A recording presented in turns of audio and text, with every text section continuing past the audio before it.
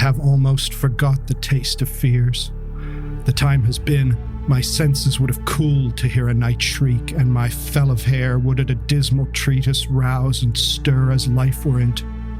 I have supped full with horrors. Direness, familiar to my slaughterous thoughts, cannot once start me. The Tragedy of Macbeth, Act 5, Scene 5.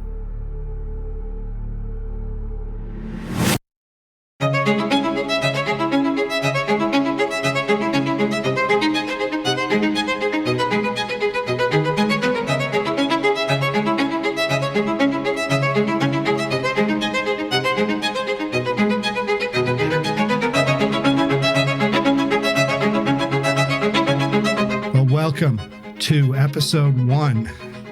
We are recording live to tape in Oklahoma City, America's best kept secret, in the month of July in the year of grace 2020. And I am your host, David Anderson, Associate Professor of Renaissance Literature at the University of Oklahoma.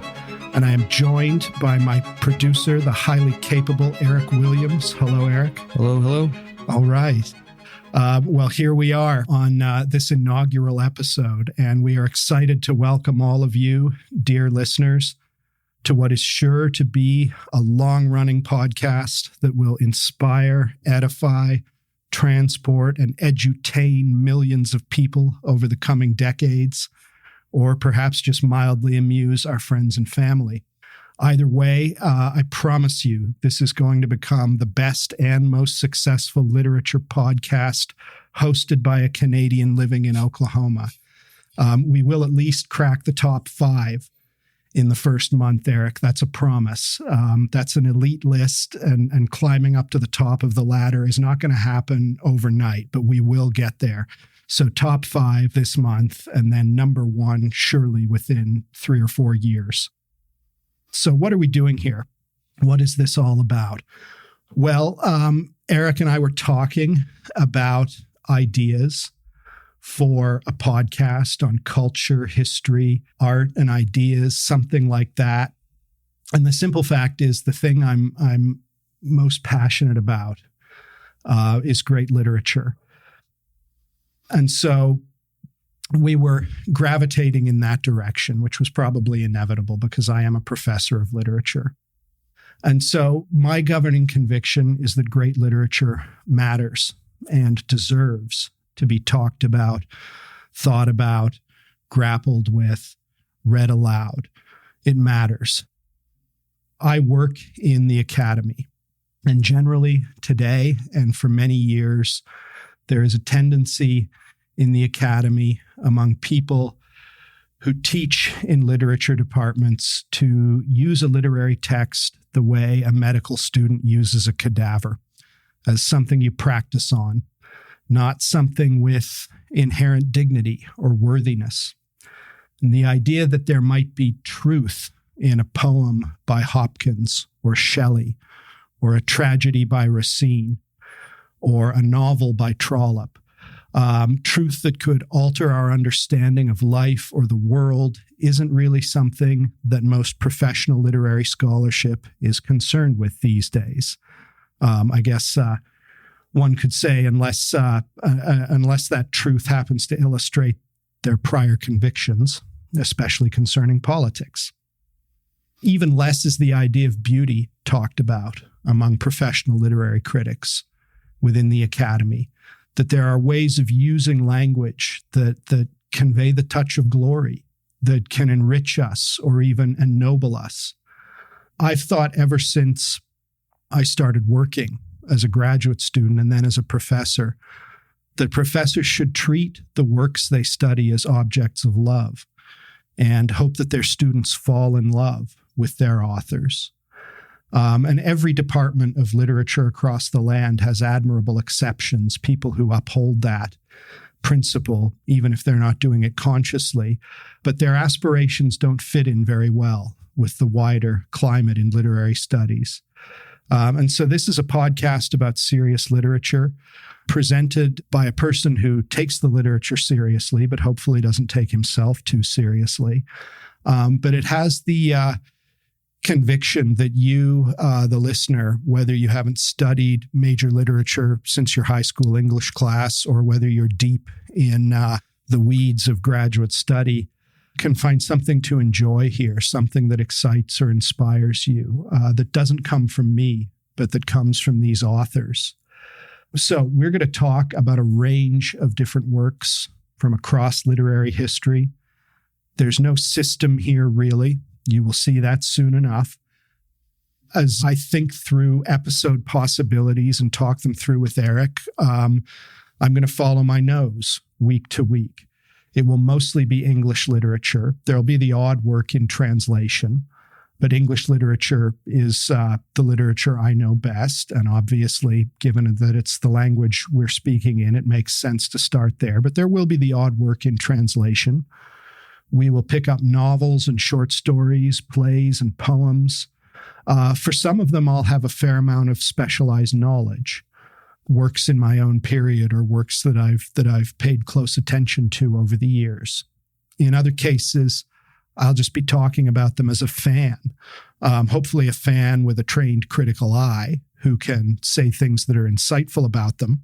But I'm not going to promise that I have given deep study to all of these works. And the sort of variety that I think we'll present to you over the coming months will hopefully be a virtue in and of itself. And you can travel through these works with us. In some cases, we might do a double episode on something longer. In some cases, we'll return to a work, having talked about it once, if we think there's something there we want to revisit. But that's going to be our mode of operation. At some points, we might have guests who will come in and discuss a given piece of writing with us.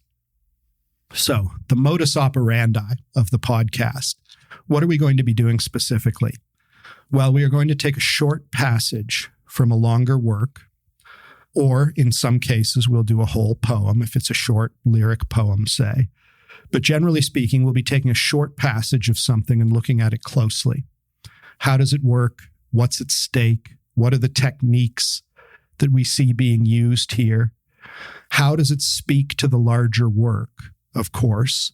But we're going to be going in a different direction than some literature podcasts, which I've encountered, including some very good ones. But often there's a tendency among people who talk about literature in this medium to survey a work, to talk about why it merits some kind of status as a great book or an essential book or something like that, to give a kind of synopsis of an author's life and career, and then describe the work. And that's fine, but that's not what we want to do. We want to roll up our sleeves and get our hands dirty. We want to approach the larger work through the small, through scrutinizing a particular passage. And so I will begin each episode with a synopsis of the larger work if that's necessary, but I'm going to try and do that very succinctly and not linger too long on that. I don't want to drone on for 15 minutes about context. I want to give you what you need to know in order to appreciate what we're seeing on the page. And then, of course, the larger work will come in as we unpack this passage. I will refer to it, hopefully in a way that is clear, but really getting into the nitty-gritty of a particular passage, or in some cases two passages, is going to be that's going to be the goal. And so I'd like to think a listener would leave an episode with a desire to read the whole work and with the confidence that he or she can do so, having had this introduction to it. Or if the reader is familiar with the work, that they've maybe seen it from a new angle, or have an appreciation for a certain side of it that they didn't have before, and an increased appetite to go back to it. So that's the game we're going to try to play. So it seemed natural to start this adventure with Shakespeare. I wanted something strong and bracing and vivid to begin with, and Macbeth just seemed like the place to start. I don't think either Eric or I are terribly morbid in our personalities, but we're going to be starting in a pretty dark corner of the canon of English literature. We're going to be starting with one of literature's most famous murders. Next week, it will be a different flavor, I promise you. We will change from tragedy to comedy and give you something very different. But we're starting in a dark place today in Macbeth, Act 2, Scene 2, a well-known scene, the murder of Duncan. Apart from anything else, it is simply great theater. And if I can remind you of that, that's something. If I can convince someone out there to buy a ticket to Macbeth when a certain pandemic is behind us and we're allowed to go to the theaters again, that will be something. So we'll see how we do. So that little bit of synopsis that I promised you. The play opens with a terrible battle. It's at the kind of crest. A rebel has been put down in a bloody fight. The rebel MacDonald, the Thane of Cawdor, has been killed on the battlefield in his attempt to take the throne of Scotland for himself. The reason he's been put down is because of King Duncan's greatest servant, Macbeth, the Thane of Glamis. Macbeth is the reason why Duncan remains on the throne. And so in the first act, second scene of Macbeth, a captain reports to the king about what happened and what he saw. And he says that the reason MacDonald's army is destroyed is because, quote, brave Macbeth, well he deserves that name, disdaining fortune with his brandished steel, which smoked with bloody execution, like valor's minion carved out his passage till he faced the slave, which ne'er shook hands nor bade farewell to him till he unseamed him from the nave to the chaps and fixed his head upon our battlements. So Macbeth has put down this rebellion, and the captain describes him cutting a swath through the rebel army, his sword smoked with bloody execution until he reaches the traitor MacDonald. And without pausing, he deals him such a blow as to split his head from his forehead to his chin. This is the man we are going to be living with for the next 5 acts. This is the man who preserved King Duncan's throne, although within a few hours, he will also be the man who takes King Duncan's life. We first see Macbeth himself a scene later when he confronts the witches on the heath. The witches are one of the great enigmas of Shakespeare's drama. Who they are, where they come from, what they represent, what their agenda is shadowed in mystery. We can conjecture, but we don't know. They are agents of darkness and disorder. They unnerve him deeply with their prophecies. These 3 hideous old women confront him when he's walking with his friend Banquo. They hail him as the Thane of Cawdor. That is not his title. That was the title of the man he just killed, the rebel, but they greet him with that title. And they also note that he shall be king hereafter, king hereafter. So they are offering him a prophecy that says he's going to rule the kingdom. And immediately their first prophecy is shown to be true, because a messenger comes and reports to Macbeth that he has in fact been made the Thane of Cawdor, that King Duncan has given to him the title that the rebel MacDonald had stripped from him in death. And so Macbeth has just had his portfolio doubled, if you like, his wealth doubled, his importance underscored by the fact that he now bears 2 titles. And so the witches were right about that. Does that mean they're right about the second prophecy, that he shall be king hereafter? The wheels start turning in Macbeth's mind. He writes a letter to his wife midway through the first act. We see her reading it. He notes, first of all, that the king is coming to stay at their castle, which is a great honor. But he also informs her of the prophecy. And he does so in such a way as to hint that he is excited by what the witches told him. He does not come out and say, this means I should murder the king. But Lady Macbeth is not wrong to read between the lines, to see what he wants, and to see what he is asking her for, which is for the courage to do what he wants to do, Macbeth is not relieved of responsibility in the slightest by the fact that his wife so famously eggs him on at the close of the first act, belittling his manliness and his courage, whetting his appetite. He wants her to do this. He needs a certain amount of psychic momentum to get over this hurdle so that he can do this thing he wants to do. Now, why does he want to do it? If he believes in the witch's prophecy, why would he not just be content to see it fulfilled naturally? Why does he take it as a license to rush and press, even at the cost of doing something horrible? Well, who knows? But maybe it suggests that the witches were not speaking something, how do I put it? We're not speaking something, a truth to him externally, but we're speaking of an internal truth that he already has abiding within him. I don't know, that was clumsily put, but it might get at something. We have a couple of great soliloquies by Macbeth as he's imagining doing this thing with a keen sense of its horrible significance, and yet with an appetite that is stronger than that sense. And that, of course, includes the famous dagger soliloquy where he sees a vision of a dagger hovering in front of him, dripping in blood. That might be enough to put the average person onto a different course, but not this man. So, the plan. It's a simple plan, but it is effective.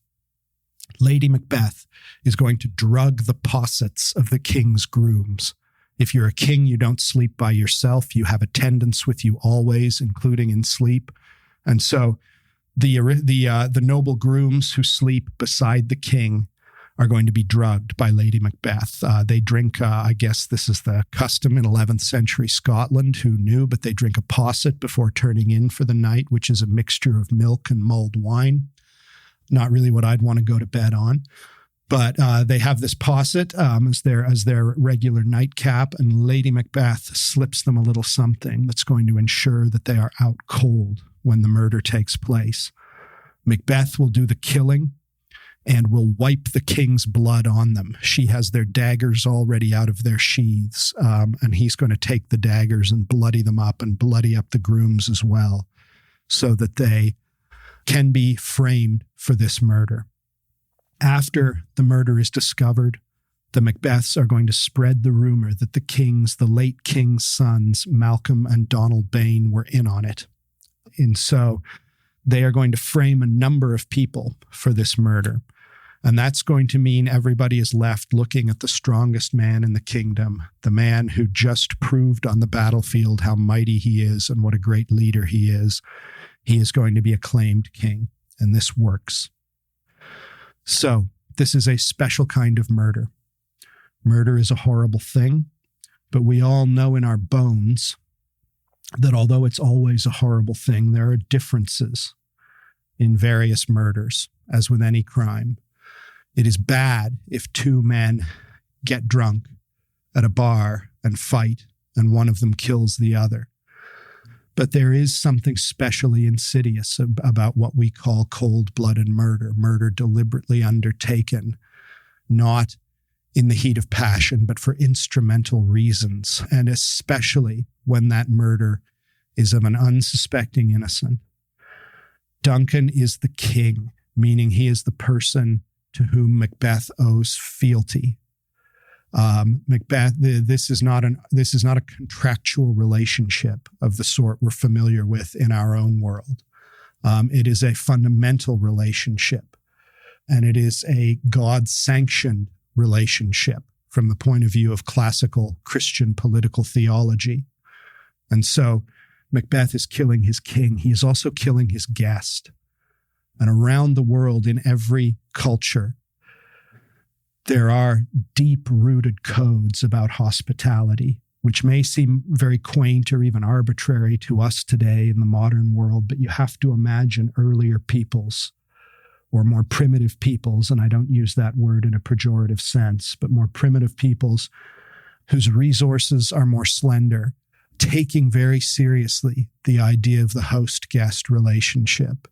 If someone is a guest in your home, especially if they are sleeping. They are at your mercy and you are at their mercy. And so deep trust has to be established or has to be counted upon. And so religious and social codes throughout the world take very seriously the idea of the host-guest relationship, because we are in one another's power when we are in a relationship like that. And so to kill a guest is, as the play notes at a couple of points, an especially horrible thing, a violation of a deep, deep law that's wired into us. And then finally, Duncan is also Macbeth's benefactor, his patron, the man who had taken care of him, the man who had assumed an almost kind of paternal regard for him, the man who had blessed him, who had favored him.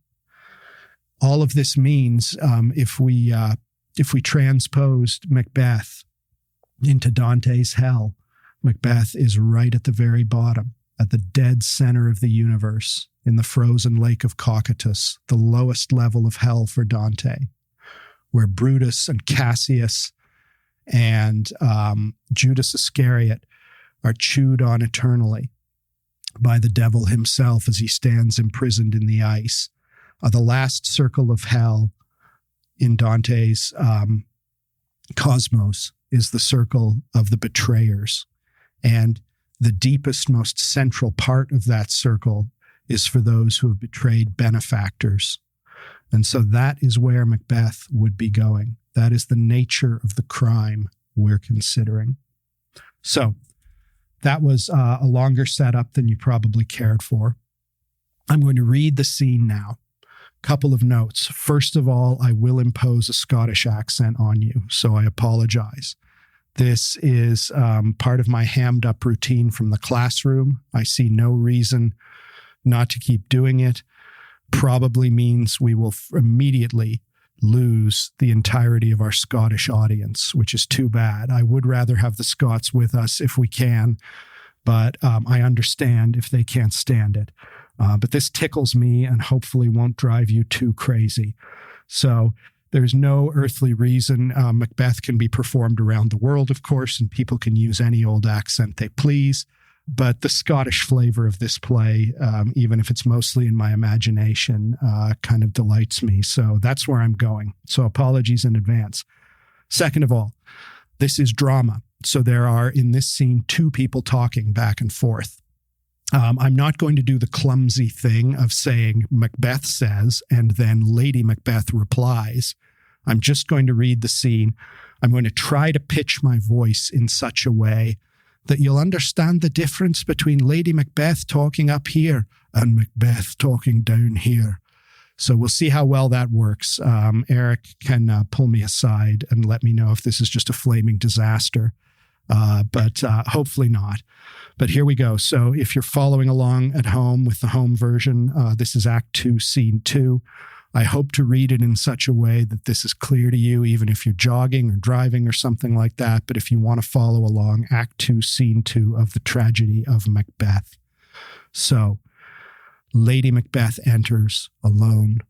Imagine a dark stage or a dark room, if you prefer, deep quiet. And she speaks. That which hath made them drunk hath made me bold. What hath quenched them hath given me fire. Hoo, hoo, hoo. Hark, peace. It was the owl that shrieked, the fatal bellman which gives the sternst good night. He is about it. The doors are open, and the surfeited grooms do mock their charge with snores. I have drugged their possets, that death and nature do contend about them, whether they live or die. Enter Macbeth with bloody daggers. Who's there? What ho? Alack, I am afeard they have awaked, and 'tis not done. The attempt and not the deed confounds us. Hark! I laid their daggers ready. He could not miss 'em. Had he not resembled my father as he slept, I had done it. My husband? I have done the deed. Didst thou not hear a noise? I heard the owl scream and the crickets cry. Did you not speak? When? Now. As I descended? Aye. Hark who lies in the second chamber. Donald Bain. This is a sorry sight. A foolish thought to say a sorry sight. There's one did laugh in sleep, and one cried murder. That they did wake each other, I stood and heard them, but they did say their prayers and addressed them again to sleep. There are two lodged together. One cried, God bless us, and Amen t'other. As they had seen me with these hangman's hands, listening their fear, I could not say Amen when they did say God bless us. Consider it not so deeply. But wherefore could I not pronounce Amen? I had most need of blessing, and Amen stuck in my throat. These deeds must not be thought after these ways, so it will make us mad. Methought I heard a voice cry, Sleep no more. Macbeth, does murder sleep? The innocent sleep, sleep that knits up the ravelled sleeve of care, the death of each day's life, sore labour's bath, balm of hurt minds, great nature's second course, chief nourisher in life's feast. What do you mean? Still it cried, Sleep no more. To all the house Glamis hath murdered sleep, and therefore Cawdor shall sleep no more. Macbeth shall sleep no more. Who was it that thus cried? Why, worthy Thane, you do unbend your noble strength to think so brain sickly of things. Go get some water, and wash this filthy witness from your hand. Why did you bring these daggers from the place? They must lie there. Go, carry them, and smear the sleepy grooms with blood. I'll go no more. I am afraid to think what I have done. Look on't again, I dare not. Infirm of purpose, give me the daggers. The sleeping and the dead are but as pictures. 'Tis the eye of childhood that fears a painted devil. If he do bleed, I'll gild the faces of the grooms withal, for it must seem their guilt. Exit with the daggers. Whence is that knocking? How is't with me when every noise appalls me? What hands are here? Ah, they pluck out mine eyes. Will all great Neptune's ocean wash this blood clean from my hand? No, this my hand will rather the multitudinous seas incarnadine, making the green one red. Enter Lady Macbeth. My hands are of your colour, but I shame to wear a heart so white. I hear a knocking at the south entry. Retire we to our chamber. A little water clears us of this deed. How easy it is then. Your constancy hath left you unattended. Hark, more knocking. Go, get on your nightgown, lest occasion call us and show us to be watchers. Be not lost so poorly in your thoughts. To know my deed, 'twere best not know myself. Wake Duncan with thy knocking. I would thou couldst. Exeunt. All right. So that was Act 2, Scene 2 of Macbeth. And I hope that flowed well enough for all of you out there in the interwebs. Some structural points, first of all. Things to put on the table before we go deeper. This is not the murder of Duncan. Rather, what we see is anticipation for and reactions to the murder of Duncan. That's what Shakespeare is giving us. Shakespeare will give us, later on in the play, actual murder depicted on stage, a bunch of them. He is not afraid, as a dramatist, to depict scenes like that. But in this case, this first murder, it is off stage. It is off stage, and that means certain things. And it gives him certain limitations as he's arranging his play, but it also gives him opportunities, interesting thematic opportunities that he can exploit.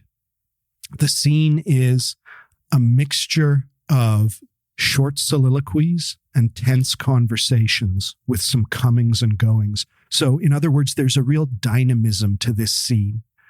We have Lady Macbeth by herself. We have Macbeth entering, we have Lady Macbeth leaving and then returning. And so there's movement around this thing, which gives this very much the sense not of an event that has happened, but as a process that is underway. And so as this movement occurs, to borrow a famous phrase, the screw turns, the tension rises. And Shakespeare very artfully punctuates this tension by the owl hooting at the beginning, and then very famously the knocking at the door towards the end.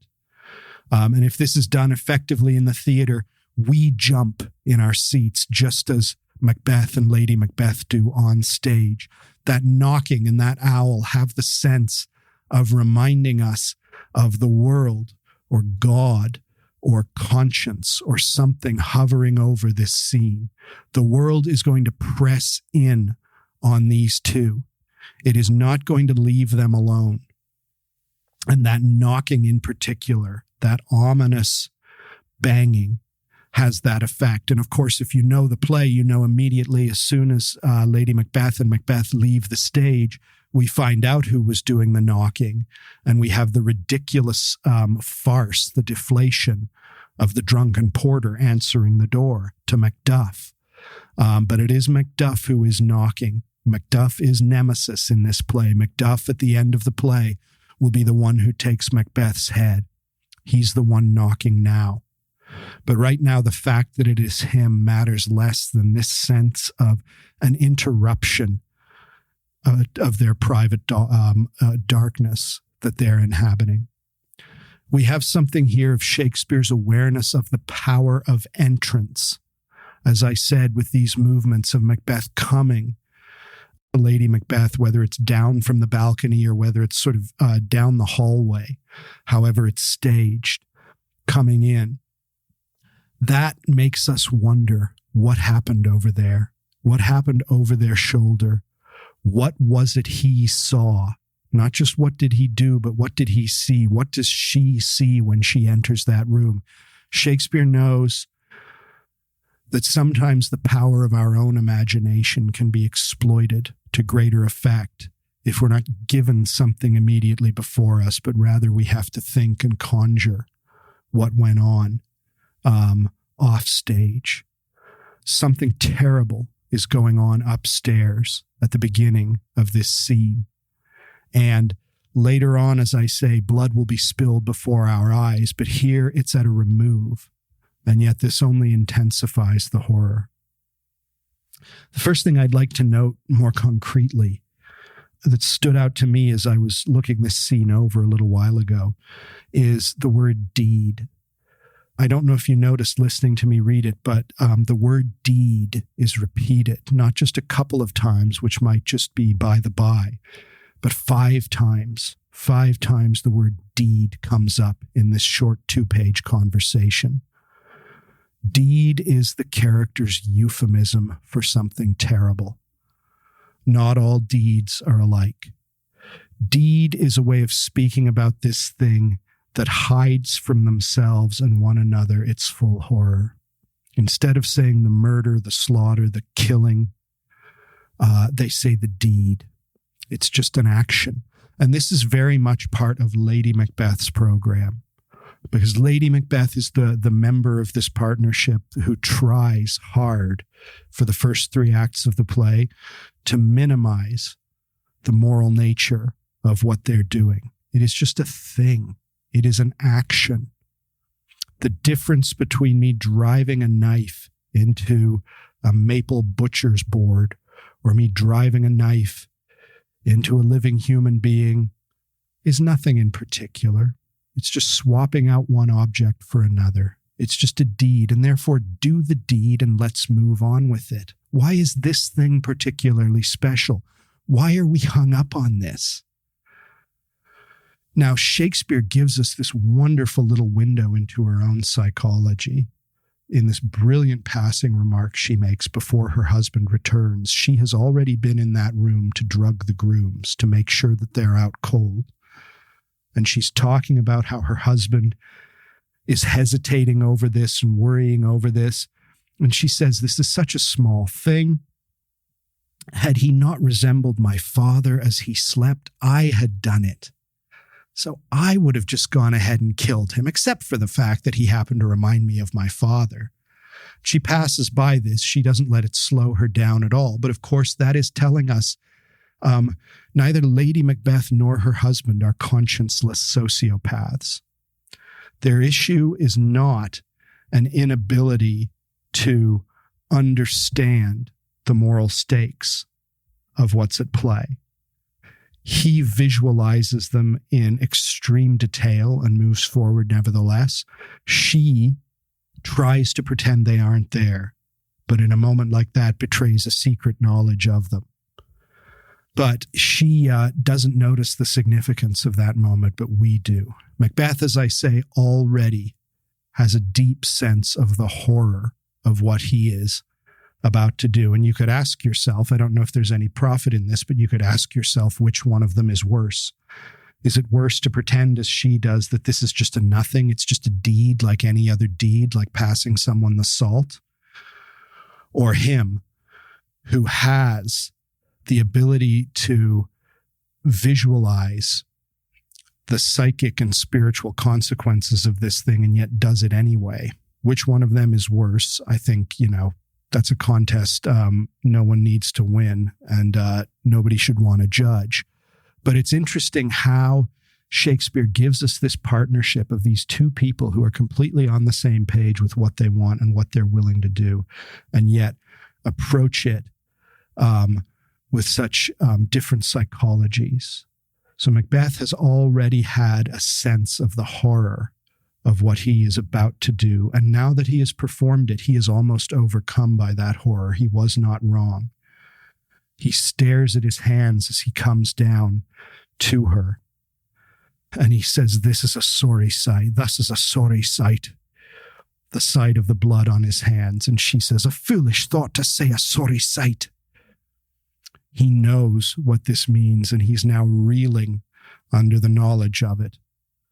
Under the full realization of it. And it is so strong that he refuses to go back upstairs to finish staging the crime scene so that he might get away with it. Now, if she wasn't there to do it for him, would he go up and do it? Well, for what it's worth, probably, yeah, he would. At no point is he imagining repenting or confessing. But what he has done is strong enough to make him never want to go into that room again. That's another just brilliant dramaturgical choice by Shakespeare, because not only does it illustrate the grip, the psychological pressure that's on Macbeth, but it also means that she has to go back into that room after that blood has been spilled. She is already fully guilty of this crime, but now she experiences it in a new way. Now she knows what it means. Unambiguously, she has touched the blood of Duncan in order to wipe it on the innocent grooms. So Macbeth has the ability to realize in full what it means to do this, even as his hunger for power pushes him on. Lady Macbeth tries to minimize this and pretend that it's nothing. And so this comes out with the two kind of parallel discourses about washing away the blood. Washing away the blood, you don't need me to tell you, is an act that has huge religious potency aside from anything else. We have to think of Pilate in the Gospels washing his hands in a basin before the crowd that's baying for crucifixion, as though to say, I'm not guilty of this. And of course, when Pilate does that, the reader of the Gospels knows that it is a transparent lie, even if he believes it, that he can't get that blood off his hands. Both of them need, for practical reasons, to wash. Lady Macbeth, I beg your pardon, says with a sort of sweeping false confidence, "A little water clears us of this deed." That word again. How easy it is then. Just put your hands in the basin. A little bit of soap and it's done. And who is ever to say there's no DNA evidence or fingerprint evidence? Who could ever link us to this? Macbeth, however, has a different sense of this. He imagines washing when his wife is down the hallway. He imagines washing. And we have these stunning lines when he looks at his hands and he says, will all great Neptune's ocean wash this blood clean from my hand? No, this my hand will rather the multitudinous seas incarnadine, making the green one red. And I've always loved that speech, partly because we have the juxtaposition first of that highly Latinate, dense phrasing, the multitudinous seas incarnadine. And then Shakespeare goes and translates it into very simple English, making the green one red, which is just another way of saying the same thing. But you have this image of someone dipping their hand into the ocean, and instead of their hand being cleaned, the green ocean turns to scarlet. So Macbeth has a sense that nothing can cleanse him of this. Lady Macbeth has a naive sense that cleansing is just a matter of H2O. And so they start in opposite places, but they move in opposing trajectories over the course of the rest of the play. And if you know the play, you'll know what I mean. Part of Shakespeare's genius in this tragedy has to do with the way in which Macbeth and Lady Macbeth lose themselves.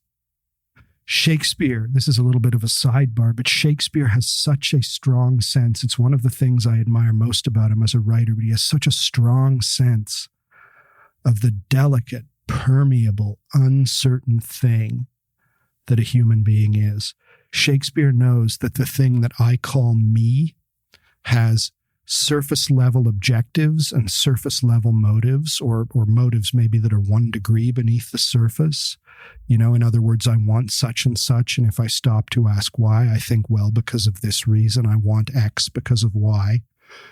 But he knows how much more complicated it really is. And his near contemporary, Blaise Pascal, the French polymath, a generation and a half after Shakespeare's death, would write in the Pensée that man has reasons the heart has reasons which reason knows not. The heart has reasons which reason knows not.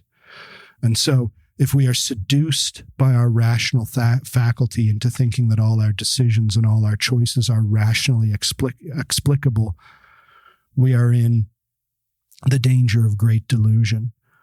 Because I have resentments and passions and insecurities within me that are partly motivating what I do. And the same is true of you. And to get a handle on those things is hard work. It's the work of a contemplative or a saint, perhaps, but it's hard work to get a handle on those things. It's hard enough for us to do it even for an afternoon. And so Macbeth and Lady Macbeth have these differing sort of psychologies. And the murder, the deed, imposes different psychological costs on them. She approaches the murder as a hard-headed materialist. That all this is, as I said, is a matter, it is a motion of the arm stabbing someone.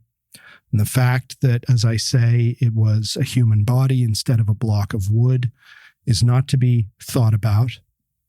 The fact that he was a king rather than an enemy is not to be thought about. All he is an obstacle in our way. And she says to him, the sleeping and the dead are but as pictures. 'Tis the eye of childhood that fears a painted devil.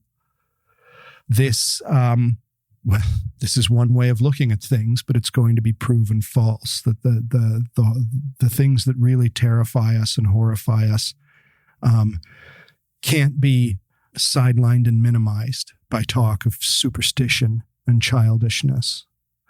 So she has this materialist attitude towards what they're doing, but it is going to crumble over the course of the play.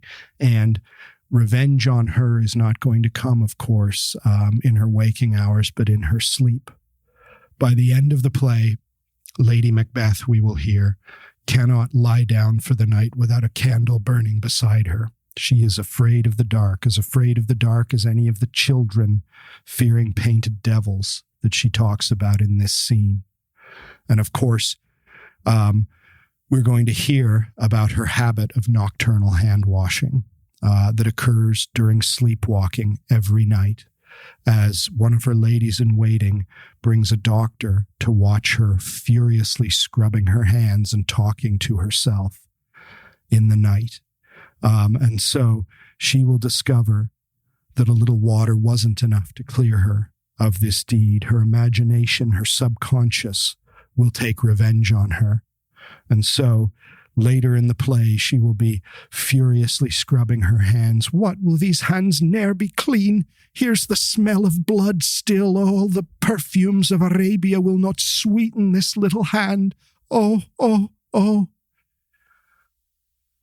She smells that blood, always, that blood that now she thinks can just be wiped away with a little bit of water. And I think A.C. Bradley, the great Shakespearean critic of the turn of the last century, said in his Shakespearean tragedy, which is has been a much maligned book for much of the last 100 years, but is just a brilliant, incredibly, it is an enthralling introduction to Shakespearean tragedy. If a person wanted to read one book about Shakespeare, that is the one. There are others that are more sophisticated, maybe others that I agree with more often, but that book is just a stunning series of readings of the great tragedies.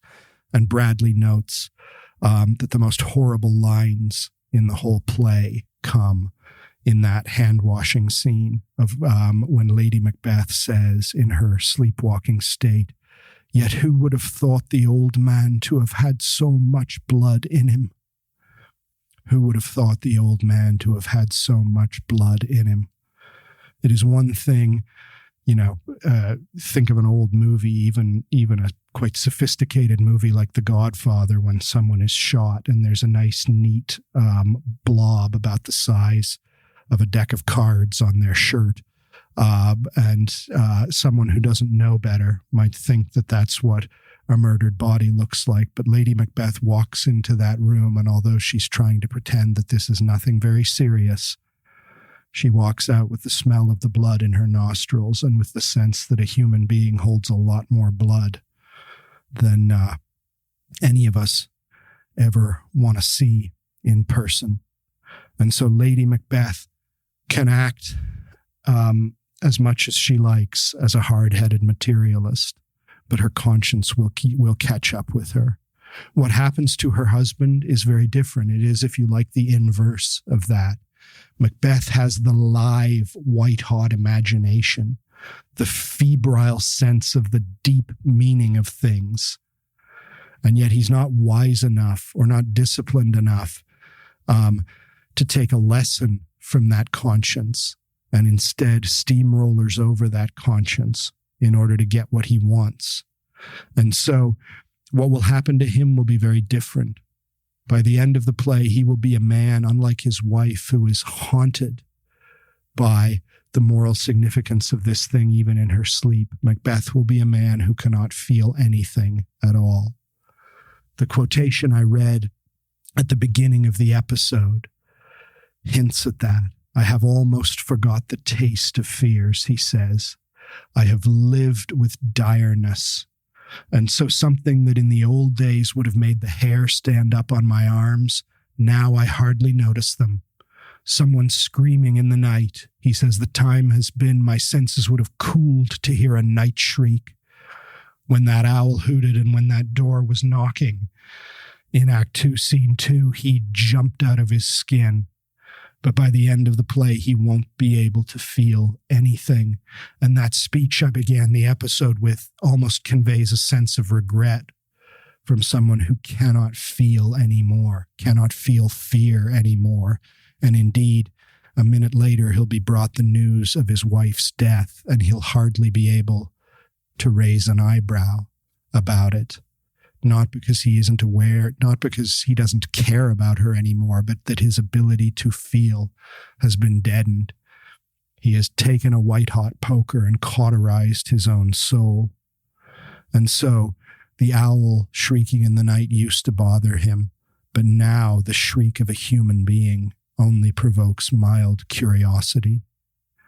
He cannot, he says to his wife in Act 2, Scene 2, say Amen. And you might think, of course, why is he hung up on that?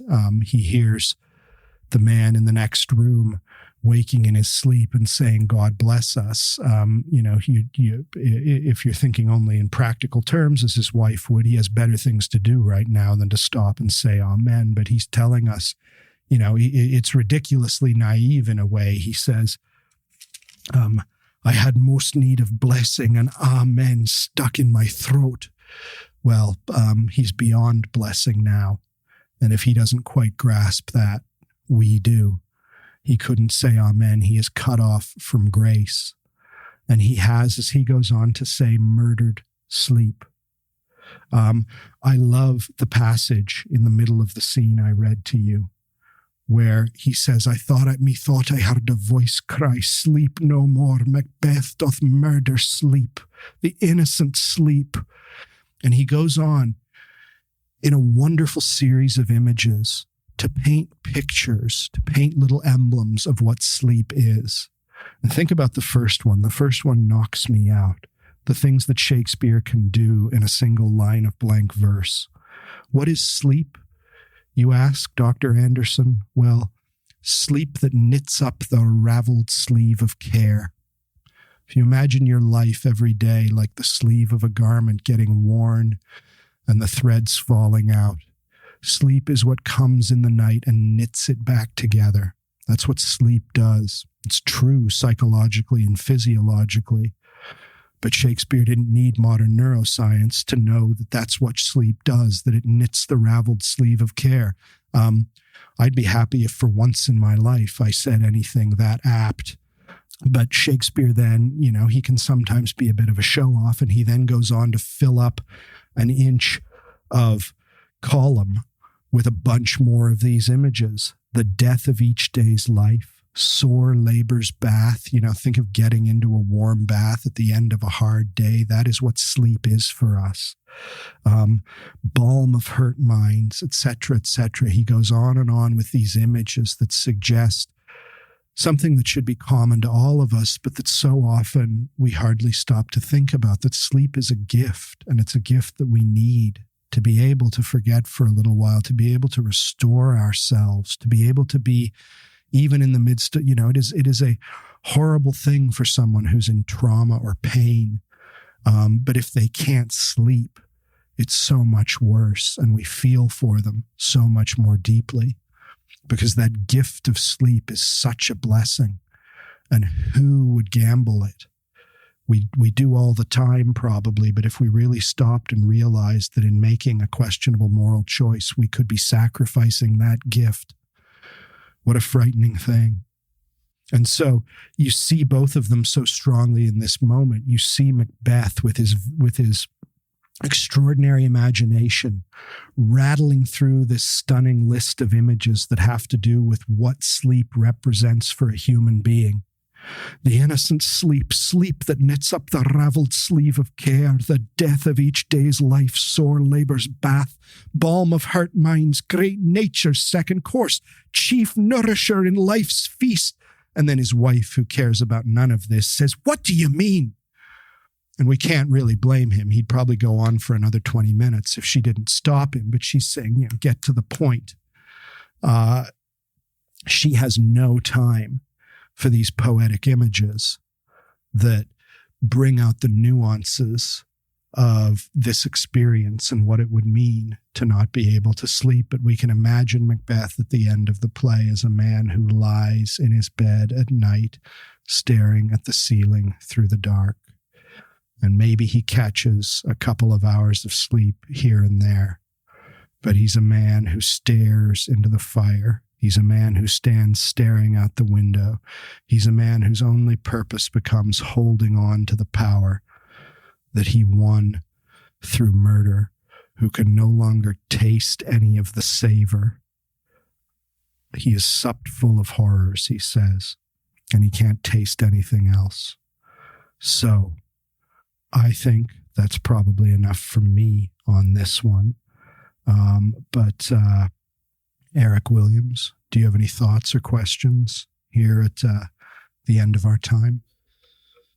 Well, wow. I mean, Macbeth happens to be my favorite Shakespeare play. And that's right. There's one reason why. And in ninth grade, I was in a drama class, and the teacher, that was the first Shakespeare play we read, and she went through it. We read it line by line there in class, and she explained it exactly what was going on. Because you got a good teacher there. Yeah. Otherwise, I would not have been able to really get into it and really understand it. And I think a lot of people are a little intimidated by Shakespeare, or they just think, well, I can't really understand it. Mm-hmm. Or they try watching the movie of it, and it, there's... Yeah, it kind of works. But if you don't know what's going on. So so going through that.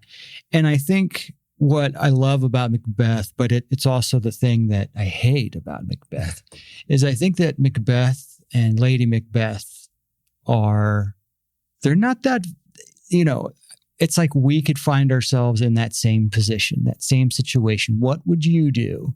Yeah.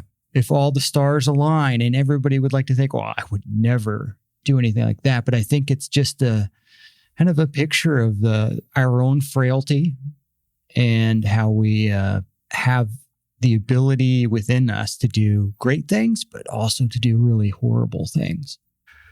That's very nice. Yeah, we share a lot more DNA with Macbeth than we want to admit. And I think that's well said. Shakespeare is not giving us a kind of supervillain here who just, represents something altogether antithetical from what we want to believe the human being is. And it's just a kind of pure cosmic force of malignance. As I said, I said at one point that Macbeth is not a sociopath or a psychopath, and that's clear. It's easier, and understatement of the day, I'm not a psychologist, but I have, I know as many of you probably do, the kind of Wikipedia level definition of a sociopath or a psychopath as someone who is unable to feel pity or sympathy for another, and is effectively conscienceless.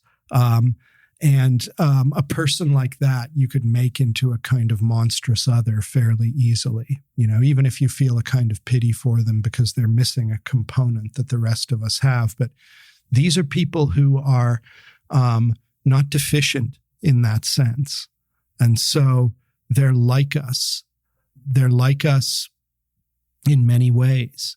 And if we would hold back from doing what they do, why is that? Is that because of virtue and because of tender regard for Duncan, or a sense of loyalty to the sovereign and political principle, or whatever it might be? Well, maybe. In many cases, I'm sure it is. But just as often, it might be fear or weakness that holds us back rather than virtue. And so, I'd say it's better to be afraid than to murder a king. But that doesn't necessarily mean that the allure that Macbeth is feeling is something that I'm just insensitive to. It just maybe means I don't have Macbeth's titanic gifts that offset or make possible his titanic ambition. And so, the nearness of them to us is terrible. One of the ways that comes out is the fact that there is a certain amount of tenderness between them early in the play. They are not just people who kind of have a, straightforwardly political marriage. There's a sense of a certain amount of intimacy that suggests that there's a fuller life here that is being sacrificed to this ambition. So I think that's a very good point. And no doubt that is part of what makes this not just an intellectually rich text, but extraordinarily good theater, that we're being touched on that level by this if we're seeing their monstrosity, but also seeing ourselves in them. Yeah. And just one more quick question, just for listeners that possibly have a strong desire to read Macbeth or read any Shakespeare play. How would you advise somebody that's unfamiliar with it or semi-familiar, but how would you advise them to immerse themselves into these great stories? That's a good question. Because what you said about the kind of initial difficulty Shakespeare presents is very real and quite natural. People are often surprised at how easy it is to break through that difficulty. It doesn't happen instantaneously, but it happens more quickly than they think, because this is modern English. It's 400-year-old modern English. It's not Chaucer's Middle English. And so even though there are turns of phrase and pieces of vocabulary that are unusual, if you get a certain level of comfort with Shakespeare, you become okay with not knowing every single implication or connotation of a phrase, and just start soaking up the gist of it, and then realize that you're soaking up a lot more than the gist of it, starting to see the subtlety, starting to enjoy what you're doing. I do think that happens faster than most people expect. But there are other things you can do. You could read it and talk to someone about it. If you've got a book club, or if you've got a friend and the two of you want to broaden your reading, doing that will help. You can get an edition in the classroom. I'm not crazy about them in some ways, but I like Norton editions of Shakespeare in the classroom, because they do a wonderful job of laying out the play on the page. They have fairly effective footnotes at the bottom of the page if there's something that takes a little more explanation. But in the right-hand margin, they have individual words glossed. So it's quite an easy thing for a reader. If you're reading the play and you stumble on an unfamiliar word, all you have to do is let your eye wander a little further to the right, and you've got it. You don't have to go hunting through footnotes most of the time. So that's an edition like that is a little more reader friendly. And then there's jumping on YouTube and finding clips or scenes. With a play like Macbeth, you can watch the whole movie. Michael Fassbender did a Macbeth a little while ago. I haven't seen that 2015, one. Yeah. Is it good? It is good. Okay. It is good. Well, so that's great, because it's going to be one particular take on the play, and you can watch that, and then you can go and read the play and decide I noticed they took this out or made this change, and I also didn't like the way they did this, and I thought the person they cast to play this role didn't really work. But at that point, you're already interpreting yourself, and realizing that you have opinions about it, because you're making this come alive in your mind. But I think it happens very often that someone puts money down to see a performance of Shakespeare in the theater and walks out thinking that they should have kept their money. I've seen some performances of Shakespeare that have made me cringe, but not... Well, I won't indict the theater company I'm thinking of, because they were a little bit small time and I feel sorry for them. But even something like in our beloved Oklahoma City, the Oklahoma... Well, I won't group. I can't remember their formal name, but they do a really nice job of staging a variety of plays, and it's cheap to go see it. And if you do that, you'll enjoy yourself more often than not. Now, I've seen, Shakespeare's back catalog includes some lesser known hits like The Two Gentlemen of Verona or something like that, which, it's not great material, but so much of what he's done is so splendid. And whether comedy or tragedy, you won't be disappointed likely. So if you have the interest to tackle Shakespeare and you're not an undergraduate at the University of Oklahoma who can jump into one of my classes, just start reading. Set yourself the goal of reading 5 plays within the year, and pick the plays and, go for the greatest hits. Twelfth Night, Othello, The Tempest, Henry IV, Part 1, King Lear, something like that. And by the time you get to the end of that, you'll feel a lot more confident with Shakespeare and you'll have enjoyed it, I think. So if there's some initial early difficulty, keep pushing. Well, everybody, it's been a pleasure for me. I hope it's been a pleasure for you. Think of what it's going to be like when we have our 1000th episode anniversary party in a few years. That would be what? We'd have to do 2 episodes a week for about 10 years to get, but we'll get there. But it's going to be sweet to look back and replay this episode and laugh at how unsophisticated I was, because I'm going to just have such a smooth radio style 1,000 episodes in. But this has been fun. I hope it's been fun for you. I hope it's made a commute or a workout a little bit easier. And we will see you in a week or so. So God bless and good afternoon.